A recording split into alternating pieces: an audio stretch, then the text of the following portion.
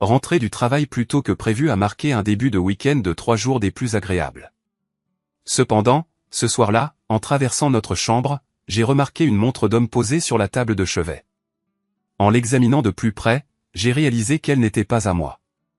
La gravure au dos indiquait sans équivoque que la montre appartenait à quelqu'un d'autre. Elle était munie d'un bracelet en cuir.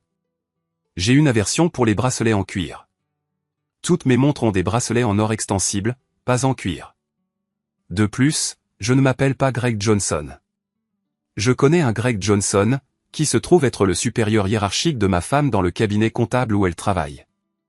La montre affichait même son numéro de téléphone et son adresse. Je considérerais cela comme une preuve irréfutable que ma femme a une liaison avec son patron dans notre lit conjugal. Ou plutôt, devrais-je dire, dans mon ancien lit conjugal avec ma future ex-femme. Cette déclaration serait plus précise. L'adultère en bas préparait le dîner pour moi en fredonnant une chanson des Carpenters, heureuse comme un poisson dans l'eau, totalement inconsciente du fait que son patron amant avait par inadvertance laissé derrière lui une preuve irréfutable. Je suis descendu les escaliers, faisant de mon mieux pour m'empêcher de lui infliger des lésions corporelles graves. Je l'ai informé qu'elle ferait mieux de rassembler ses affaires et de quitter mon domicile dans les 30 minutes, sinon je l'expulserai sans ménagement, elle et toutes ses possessions, sur la pelouse devant la maison pour l'exposer au public. Elle m'a regardé avec une expression stupéfaite, comme si mes paroles l'avaient rendue muette. Elle a demandé ce qui n'allait pas et si je faisais une sorte de plaisanterie. Par la suite, je lui ai présenté la montre appartenant à son amant, son supérieur hiérarchique, que j'avais découverte sur notre table de chevet. Son visage a visiblement pâli et est devenu blanc comme un linge. Elle a commencé à pleurer, exprimant de profonds remords, insistant sur le fait que cette liaison était dénuée de signification, qu'elle n'aimait que moi, et que sa relation avec lui était purement sexuelle. Elle a ensuite déclaré que, dès que possible la semaine prochaine, elle démissionnerait de son poste et le dénoncerait aux ressources humaines, assurant ainsi son licenciement et la ruine de sa réputation. Je lui ai ordonné de contacter immédiatement la femme de cet imbécile et de lui avouer tous les aspects de leur relation illicite. Je l'ai mise en garde contre toute omission de détails, car je désirais entendre moi-même chaque particularité de mauvais goût et sordide. En lui fournissant le numéro de téléphone, ses pleurs se sont intensifiées. Et lorsque la femme de ce scélérat a répondu, elle a tout révélé. Du moins, c'est ce qu'elle a affirmé. Cependant, elle était déjà une menteuse chevronnée, ce qui me laissait incertain quant à ce qu'il fallait croire. Il s'est avéré qu'ils avaient des relations sexuelles au moins une fois par semaine depuis les 3 derniers mois. Dans la plupart des cas, ils se retrouvaient dans un motel délabré situé en bordure de route. Cependant, il la harcelait depuis des semaines pour qu'elle l'amène à notre domicile et lui permette d'avoir des rapports sexuels avec elle dans notre lit conjugal. Elle a affirmé qu'il avait menacé de la dénoncer si elle refusait, et qu'il avait juré que ce serait la dernière fois qu'il la forcerait à coucher avec lui. Il semblerait que, lors de leur première rencontre lors d'un voyage d'affaires, il les soit enivré, soit même drogué, et depuis lors, il la menaçait de me révéler les détails de la façon dont ma femme était devenue sa maîtresse. Il affirmait qu'il possédait des photographies et même des vidéos comme preuve tangible de sa trahison. Elle a maintenu qu'elle avait cru pouvoir se sortir de cette situation, mais il n'avait fait que l'entraîner plus profondément. Elle a insisté sur le fait que c'était leur dernière rencontre. Je l'ai dénoncée comme une adultère et une imbécile. Je lui ai dit que, si elle s'était confiée à moi après la première fois, nous aurions peut-être pu résoudre le problème, mais que maintenant elle serait obligée de partir. J'ai déclaré que le divorce était mon seul recours. Naturellement, j'intenterai une action en justice contre son supérieur hiérarchique pour avoir corrompu une subordonnée et je poursuivrai leur entreprise pour avoir négligé d'appliquer son propre règlement intérieur interdisant les relations amoureuses entre les supérieurs et les subordonnés. J'ai réitéré mon ordre de faire ses valises et de partir avant que je ne la déloge de force. En entendant cela, elle a pleuré sans cesse en montant les escaliers, a rapidement emballé quelques vêtements et autres objets dans une valise, et est sortie par l'entrée principale, s'excusant tout au long du processus. Après son départ, j'ai jeté tout ce qu'elle préparait sur la cuisinière et me suis versé un verre. Après l'avoir terminé, je suis monté dans ma voiture et me suis rendu au domicile de ma sœur pour obtenir sa sagesse et ses conseils. Elle avait toujours été aimable avec la femme adultère, mais j'étais son frère cadet chéri et j'étais persuadé qu'elle me donnerait des conseils judicieux. Ma sœur ouvrit la porte et décela immédiatement mon apparence négligée et mon humeur sombre. Elle voulait savoir ce qui s'était passé et pourquoi je me trouvais chez elle à 8 heures un vendredi soir, l'air d'avoir perdu mon compagnon le plus cher. Je l'informai que j'avais découvert que ma femme entretenait une liaison avec son supérieur hiérarchique depuis plus de 3 mois. Elle me regarda les larmes aux yeux et me dit que je devais prendre autant de distance que possible avec cette femme adultère, réfléchir attentivement et élaborer un plan pour ma vie et mon avenir. Je lui dis que je savais déjà ce que j'allais faire, divorcer. J'affirmai que je refusais d'être le dindon de la farce, que je n'étais pas faible et que je ne permettrais à aucun d'eux d'échapper à la responsabilité de leurs actes. Elle hocha la tête, signifiant qu'elle comprenait. Ensuite, elle me prit dans ses bras et m'étreignit chaleureusement, là, sur son canapé. Elle me tapota dans le dos et me suggéra de ne pas prendre de décision irrévocable. Je lui fis comprendre que ma décision était définitive. J'allais divorcer de ma femme, et il n'y avait aucune possibilité de réconciliation, aucune seconde chance.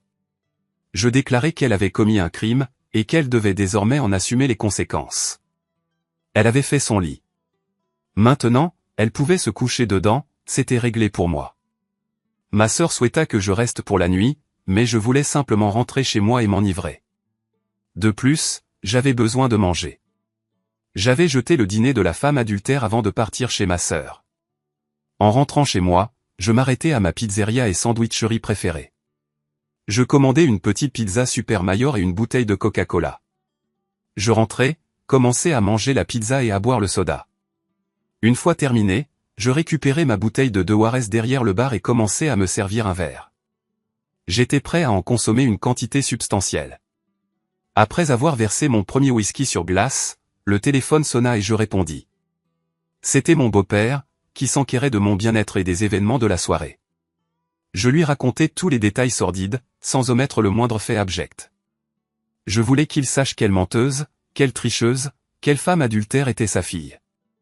Il fut choqué d'entendre chaque détail désagréable sur la façon dont sa fille était devenue la maîtresse de son patron et sur la façon dont elle m'avait trahi, son mari fidèle et aimant. Elle avait agi de son propre chef, excluant toute allégation de viol ou de contrainte similaire. Je l'informai qu'elle recevrait les papiers du divorce la semaine suivante, invoquant l'infidélité conjugale comme motif. Je lui fis savoir que je contesterais sa prétention au moindre centime, qu'elle ne recevrait rien de plus que ce qu'un tribunal ordonnerait. Je déclarai qu'elle pouvait abandonner tout espoir de conseil conjugal ou de rencontre privée. Je lui conseillai de s'assurer qu'elle signe les papiers du divorce et de vivre une vie joyeuse sans moi. La semaine suivante, après le week-end férié, je contactai mon avocat et lui demandai de préparer les papiers du divorce. La femme adultère ne devait absolument rien recevoir. Je déclarai que, selon moi, elle pouvait crever de faim pour ce que ça me faisait. Je demandai également qu'il intente un procès contre son amant, son supérieur hiérarchique, pour détournement d'affection, et un autre contre le cabinet comptable où ils étaient tous les deux employés.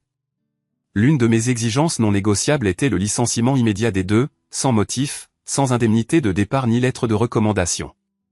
Le directeur associé fut informé que si l'un ou l'autre restait employé jusqu'à la fin de la journée de travail, le procès deviendrait non seulement public, mais aussi extrêmement acrimonieux. En présence de mon avocat, les tricheurs furent convoqués au bureau, licenciés sur le champ et escortés hors du bâtiment. Séparément, mon avocat prit plusieurs photos et vidéos de toute la scène, documentant leurs visages choqués et couverts de larmes au moment où ils étaient informés qu'ils devaient partir et ne jamais revenir. En étant informé qu'il perdrait tout ce qu'il avait accumulé et qu'il n'y aurait ni indemnité de départ, ni lettre de référence, ce scélérat s'effondra au sol en larmes, affirmant que sa femme l'expulserait et le dépouillerait complètement lors du divorce. Par conséquent, il avait besoin d'une indemnité de départ, de quelques fonds simplement pour joindre les deux bouts. Il ne reçut rien. J'observai l'expression de choc sur le visage de ma future ex-femme lorsqu'elle quitta le bâtiment, portant une petite boîte d'effets personnels. Sa vie était désormais complètement ruinée, et elle ne se remettrait jamais de ses actes. À ce moment-là, je perçus la défaite dans ses yeux alors qu'elle pleurait jusqu'à la porte. Son nom et sa réputation étaient en lambeaux, comme ceux de son amant. Je supposais que, si jamais elle rencontrait quelqu'un de nouveau à l'avenir, elle ne le trahirait jamais de la manière dont elle m'avait trahi. Mais qui sait? Peut-être était-elle réellement aussi naïve. Peut-être trahirait-elle quelqu'un d'autre à nouveau. Tout ce que je savais, c'était qu'elle ne me trahirait plus jamais, car elle n'aurait plus jamais l'occasion d'être avec moi. Environ 1 an plus tard, j'ai rencontré quelques femmes aimables. Cependant, aucune d'entre elles ne suscitait cette sensation particulière. Vous comprenez ce que je veux dire, cette impression que cette femme pourrait vraiment être exceptionnelle, peut-être même la bonne. Je n'avais pas ressenti ça depuis ma relation avec mon ex.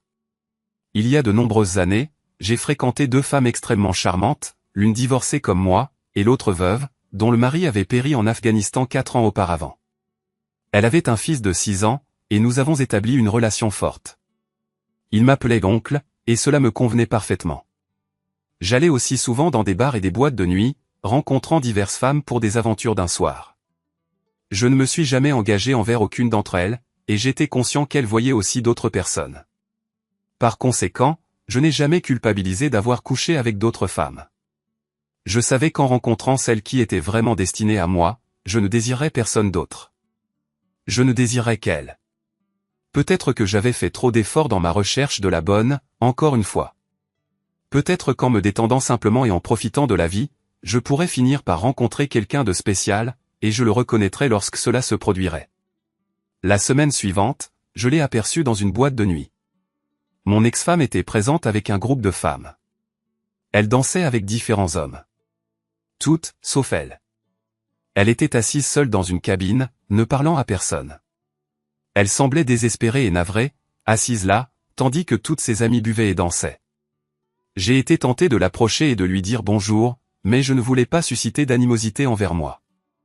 Je l'observais, et alors que nos regards se croisaient, elle m'a gratifié de ce sourire très attachant, celui qu'elle m'adressait autrefois dans des moments de pur bonheur. En lui rendant son sourire, je me suis avancé vers elle.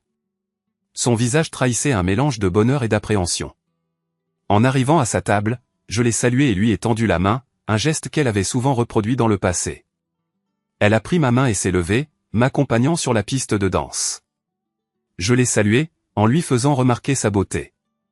Son sourire s'est élargi tandis qu'elle exprimait sa gratitude et complimentait ma constante élégance. Alors que nous nous balancions près l'un de l'autre au rythme de la musique, je lui ai posé des questions sur sa vie sentimentale. Elle a avoué qu'elle n'avait fréquenté personne depuis mon départ.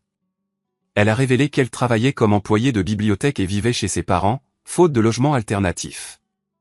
J'ai acquiescé en silence, puis j'ai mentionné le chèque que j'avais envoyé, représentant la moitié de la valeur de notre ancienne résidence. Lors de la vente de la propriété, le chèque m'avait été retourné, accompagné d'un mot exprimant qu'elle ne méritait pas cet argent et qu'elle ne pouvait pas l'accepter. Je l'ai informée que j'avais créé un compte distinct pour elle, et que je pourrais lui remettre les fonds à sa convenance. Elle a insisté pour que je conserve l'argent et que je ne me soucie pas de son bien-être, affirmant qu'elle n'était plus de ma responsabilité et qu'elle ne méritait pas mes attentions. Elle a ajouté qu'à la lumière de ces actions qui avaient causé mon désespoir et la dissolution de notre mariage, elle ne méritait pas mon souci. J'ai vu des larmes monter dans ses yeux pendant que nous dansions, comme au bon vieux temps. Et j'ai ressenti cette même émotion que j'avais recherchée chez toutes les autres femmes que j'avais rencontrées depuis notre séparation. Elle était là, ravivée avec mon ex-femme, la femme qui m'avait trompé, trahi et soumis à des mois de mensonges. Pourquoi ressentais-je de telles émotions envers la femme même qui m'avait infligé une douleur si profonde un peu plus d'1 an auparavant? C'était illogique, mais l'émotion était indéniable. À ce moment-là, ses larmes avaient trempé ma chemise. Pourtant, aucun de nous ne pouvait se résoudre à lâcher l'autre. J'ai proposé que nous nous réfugiions dans un café, suggérant de quitter la boîte de nuit et de discuter dans un cadre plus intime, peut-être pour prendre des nouvelles de nos vies respectives. Elle a semblé avoir rencontré un spectre, visiblement surprise. Cependant, en entendant mon invitation à nous déplacer et à converser, elle a acquiescé avec empressement. Elle a informé ses amies qu'elle partait discuter avec son ex-mari. Elles ont toutes semblé sincèrement heureuses pour elle, conscientes des circonstances entourant notre rupture. Elle devait être au courant de son divorce suite à son infidélité. Nous sommes montés dans ma voiture, et j'ai baissé le volume de la radio pour faciliter la conversation pendant notre trajet vers le restaurant que j'avais en tête. C'était notre endroit préféré pour les burgers et les sandwichs. Je n'avais pas fréquenté cet établissement depuis le divorce. J'ai pensé que revisiter un lieu débordant de souvenirs positifs pour nous deux pourrait s'avérer bénéfique, peut-être faciliter notre conversation. Alors que je me garais sur le parking, j'ai remarqué d'abondantes larmes qui coulaient sur ses joues. Je lui ai demandé la cause de sa détresse. Elle a avoué ne pas être revenue ici depuis notre dernière visite ensemble, mais qu'elle l'avait souvent rêvé. J'ai répondu que, moi aussi, j'avais été absent, mais que j'espérais que cela pourrait évoquer des souvenirs agréables pour nous deux, favorisant potentiellement un échange plus confortable. Je l'ai aidé à sortir de la voiture, et nous sommes entrés ensemble dans le restaurant. J'ai observé le retour de son sourire alors que ses larmes semblaient se dissiper. On nous a installés et on nous a présenté les menus. J'ai commandé un café, tandis qu'elle a opté pour un Mountain Dew. Elle avait toujours eu un faible pour cette boisson. Je la taquinais souvent sur sa teneur en caféine, suggérant plaisamment qu'elle la maintiendrait éveillée pendant des jours. Elle riait simplement, affirmant apprécier le goût et son indifférence à la caféine, pourvu qu'elle puisse savourer la boisson. Nous avons tous les deux commandé des hamburgers et une portion partagée d'anneaux d'oignon, une habitude chez nous. C'était, après tout, une quantité excessive pour une seule personne. Nous avons entamé notre conversation, et je lui ai laissé le soin de parler la première. Elle a exprimé son désir de présenter des excuses sincères pour m'avoir trahi de la manière dont elle l'avait fait. Elle a raconté que ce scélérat avait eu recours au chantage pour la contraindre à poursuivre leur liaison, et que le jour où j'avais découvert sa montre sur notre table de chevet avait véritablement marqué la dernière fois qu'elle avait eu l'intention d'avoir des relations intimes avec lui. Selon son récit, elle lui avait dit qu'elle se fichait de savoir à qui il pourrait bien révéler leur liaison, qu'elle rompait les liens avec lui de façon permanente, et c'était la raison pour laquelle elle lui avait permis de le faire dans notre lit. Elle a soutenu que cela avait été un élément de la négociation, une condition pour s'assurer de son accord de ne plus jamais la solliciter pour des rencontres sexuelles. Elle a affirmé qu'elle avait l'intention de démissionner de son poste la semaine suivante, mais finalement, elle a été licenciée, rendant la question de son départ sans objet. À ce moment-là, ses larmes coulaient avec une intensité croissante tandis qu'elle continuait à s'excuser, professant son amour éternel pour moi et son profond regret de m'avoir trahi et de m'avoir infligé une telle douleur. Elle a affirmé qu'elle ne me reprochait pas d'avoir cherché à me venger d'eux. Elle a raconté que la femme du scélérat l'avait ruinée financièrement lors de leur divorce, le grevant d'une pension alimentaire et de contributions pour l'entretien des enfants exorbitantes. Elle a affirmé l'avoir un jour aperçu au centre-ville, mendiant quelques pièces de monnaie devant le palais de justice. Il ne s'était pas adressé à elle, et elle était restée silencieuse également. Depuis cette rencontre, elle avait évité cette partie de la ville pour s'assurer de ne plus jamais le croiser. Elle a avoué avoir vomi sur le trottoir en le voyant. Je lui ai conseillé de l'oublier et de se concentrer sur son propre bien-être. J'ai exprimé mon désir d'en savoir plus sur sa vie, si elle était heureuse, si elle était impliquée dans des relations sérieuses, et ainsi de suite. Elle a réitéré sa déclaration précédente au bar, affirmant qu'elle ne voyait personne et qu'elle n'était pas sortie avec quelqu'un depuis que je l'avais expulsée. Elle a affirmé n'avoir aucun intérêt pour les autres hommes. Elle a admis candidement que, comme pour tout le monde, les choses ne s'étaient pas déroulées sans heurts pour elle. Qu'elle était seule et regrettait ses actions envers moi et envers notre mariage autrefois harmonieux. Elle a ensuite déclaré qu'elle était malheureuse et qu'elle n'avait pas connu le bonheur depuis le jour où elle m'avait fait du tort et où je l'avais forcée à partir. Elle a poursuivi en disant qu'elle méritait d'être rejetée, qu'elle n'était plus digne de moi.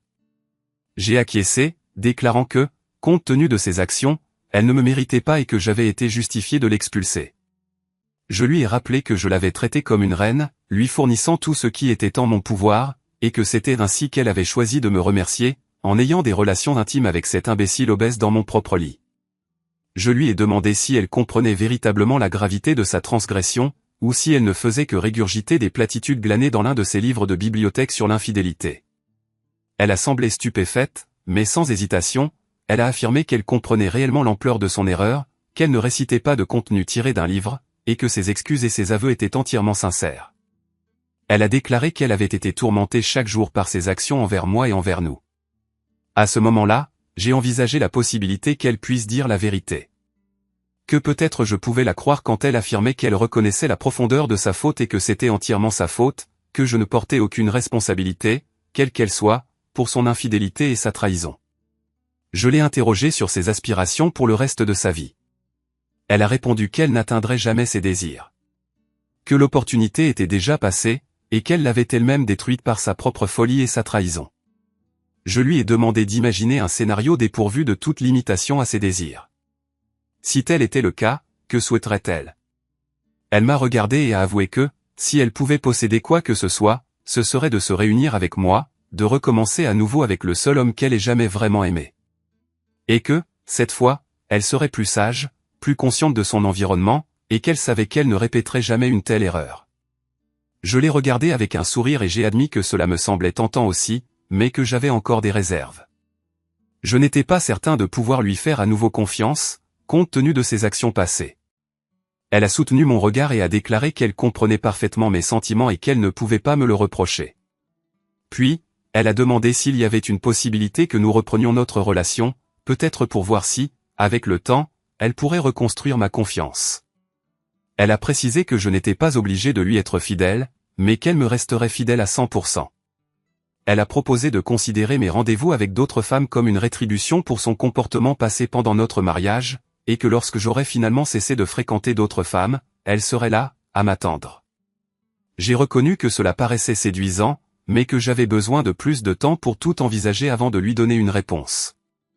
Elle s'est engagée à attendre indéfiniment que je prenne une décision. Elle a affirmé qu'elle s'abstiendrait de voir d'autres hommes et qu'elle attendrait ma décision finale. J'ai admis en moi-même que sa proposition était intrigante, mais je n'étais pas certain qu'elle méritait une seconde chance.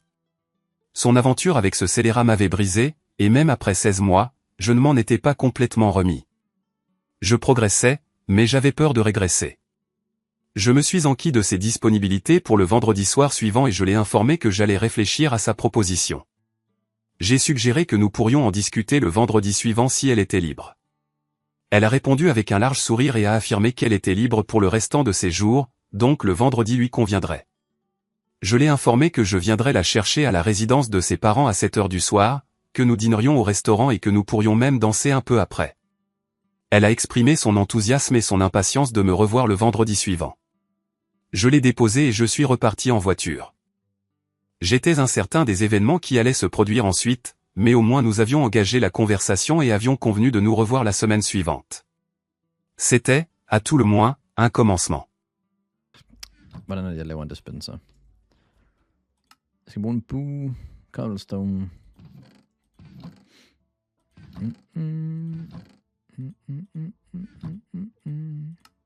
Sådan der, og sådan en dispenser, bang. Er det ok? Jeg tror det ikke, mate. Jeg tror det ikke. Godt, hvis jeg sætter den her nu. Sådan der. Så den skal vende omvendt, right? We build a U-shape lying on its side. Hold kæft, en banger her. Så er der free subben, fordi jeg lige har fået hivet endnu en tand ud. Hvad? Så er der fresubin. Hvad er det?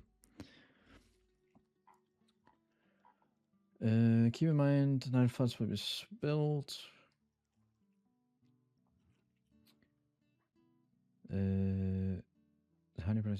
Attach a dispenser facing the nest. Hvordan får jeg den til face? Er det ikke, det er enige om det er sådan der så? Hvordan fanden gør jeg det? Må det jo være. Okay, vi tester lige. Roteindrik med masser af fibre. What? Jeg har aldrig hørt om det. Okay, jeg skal lige bruge en stone button. Men god bedring med den tand der. Virkelig dyrt, men godt. Ja, okay, what the fuck. Du er en hater. Hvad har jeg nu hatet på?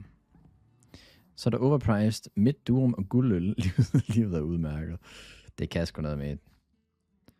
Hvad laver du, Cobra? Hvad er det i gang i? Er en kejle. Det er det, alle de gamle nisser drikker. Guldøl, eller hvad? Okay, nu tester jeg lige. Nu gør jeg sådan der, og så laver vi lige nogle shears. Smid dem i der. Godt, så den skal face nedad. Okay, kan jeg gøre sådan her? Det kan jeg godt. Shears. Og så skal vi have flere shears. Men nå nej, det er fint, tror jeg. Tjek lige tårnet ud. Ja, hvad er der? Det er lige der.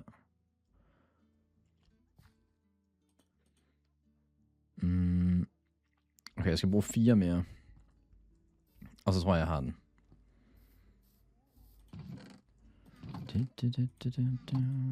1, 2, 3. Oh my god. Sådan der. Fuck dem der. Overvej min rigtige tandlæge. Der tog det 1,5 time per tand, 3 timer i alt. Så fik jeg en tid hos en anden. Det tog 2 minutter, så var den tand ude. What the fuck? Altså er der forskel. What? Jeg lavede en for meget. Nå, whatever.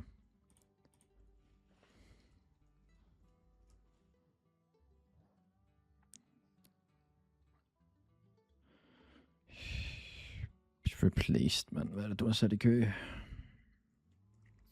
ved ikke, om jeg har fucket op med den der chest, dog. Jeg kan ikke rigtig åbne den. Jeg laver sgu bare lige en hopper mere.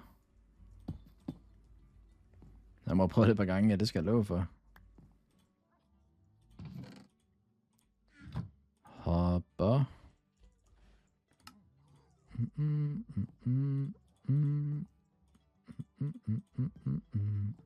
Hej igen, baby. Hvad så, Oscar Wolf, baby? Gør det, baby. Hvordan er det så skal jeg sætte en chest nu? Bang. Gør jeg bare lige sådan her. Sæt en chest. Ej, nu har jeg jo så for helvede, mand, altså. Ja, det er sgu Young Coke. Væk med det der. Chest. Chest. Sådan der. Og så kan vi place den der. Hvad var det sådan der? Kæft, så lang tid siden jeg har lavet det her. Sådan der. Så skulle det gerne virke. Og så skulle vi gerne have noget honey i den her over nu. Ja tak.